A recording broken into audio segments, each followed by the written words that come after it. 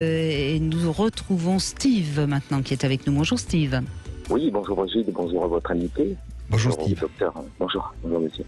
Alors vous, ça vous est arrivé, vous étiez pourtant très dans le désir de faire l'amour avec votre femme, et puis, patatras, la panne. Boum. Oui, la panne. Alors, en fait, ce qui s'est passé, c'est que je remercie infiniment mon épouse qui m'a aidé à passer ce petit moment un petit peu particulier. En fait, on l'a désacralisé, vous voyez, ce moment. C'est-à-dire que à partir de là, moi, ça m'a touché en tant qu'homme. C'est la première fois que ça vous arrivait ? Oui. La première fois. Donc c'est toujours un petit peu traumatisant, la première panne pour un homme. Quel que soit son âge, quelle que soit la situation. Oui, tout à fait. Donc en fait, ça m'a touché, ça m'a percuté un petit peu dans mon entièreté, l'intégrité, vous voyez. Enfin, ça m'a ramené à plein de choses, en fait. Et mon épouse a été super parce qu'on l'a désacralisé. En fait, ce moment n'était plus important dans la mesure où elle l'a pris, si vous voulez, on a pris la rigolade, en fait. Et donc, ça a permis un échange, ça a permis un dialogue, et puis ensuite, ça a été beaucoup plus confortable, évidemment, par la suite. Mais ce qui s'est passé aussi, c'est que je savais très très bien pourquoi j'ai eu cette panne.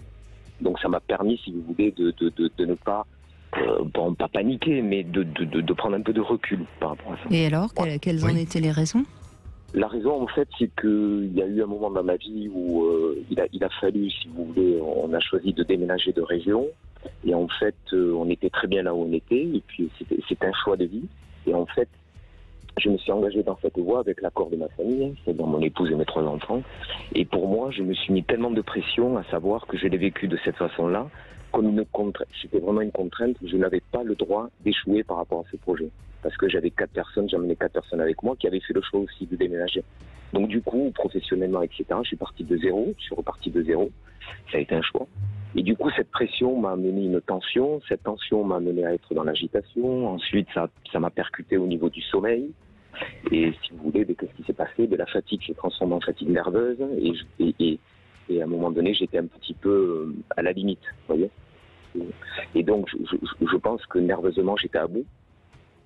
Et pour moi, par rapport à ce qui s'est passé, c'est la raison.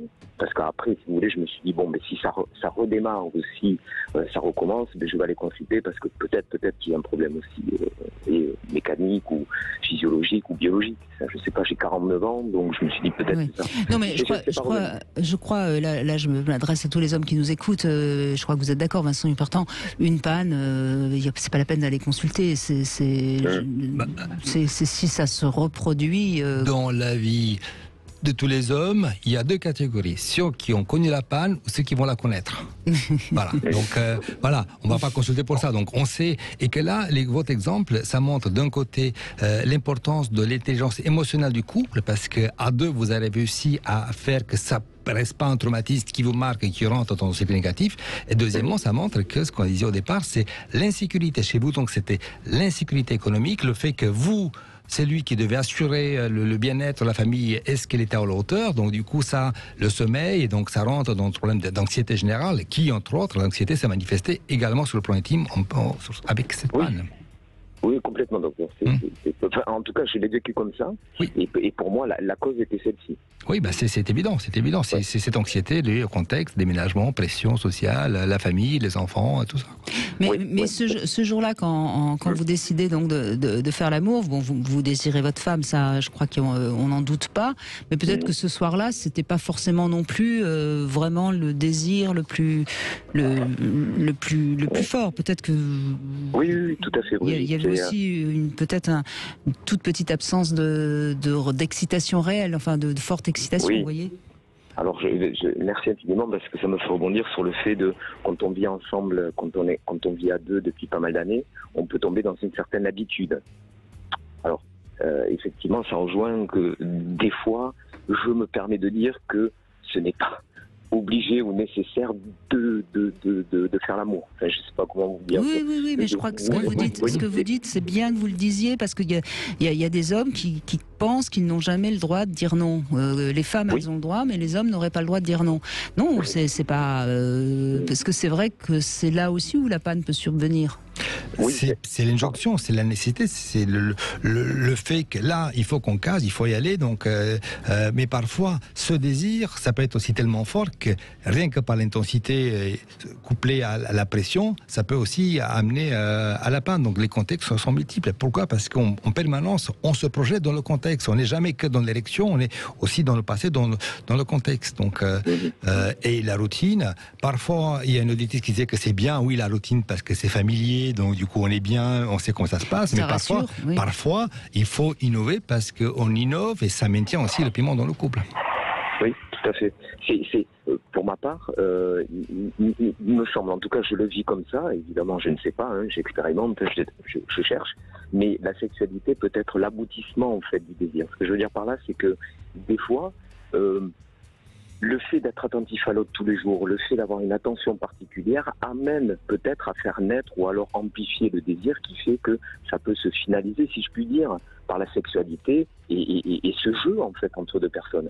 Mais il me semble qu'il ne faut pas chercher tout le temps l'aboutissement en fait. C'est tout un ensemble qui fait que la sexualité devient oui épanouie avec l'autre qu'on aime un petit peu tous les jours, même si on vit avec la personne tous les jours et qu'il se peut qu'il y ait une routine ou une habitude. Vous voyez, enfin en tout cas pour moi c'est important. C'est important, donc ça montre que tout le mécanisme cyclique, c'est ça, c'est-à-dire que on a le désir.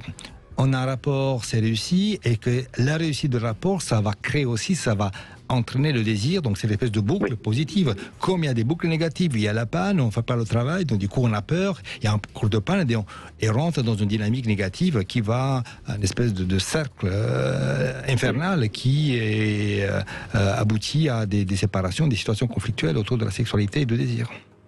Oui, tout à fait, parce que c'est vrai qu'on le ramène un petit peu à soi en se disant j'ai pas été performant. Alors il y a ce côté performance, je me permets de vous en parler, parce qu'entre amis, copains, on en parle en fait beaucoup. Et c'est assez récurrent, en fait, vous voyez Brigitte Oui, mais parce que...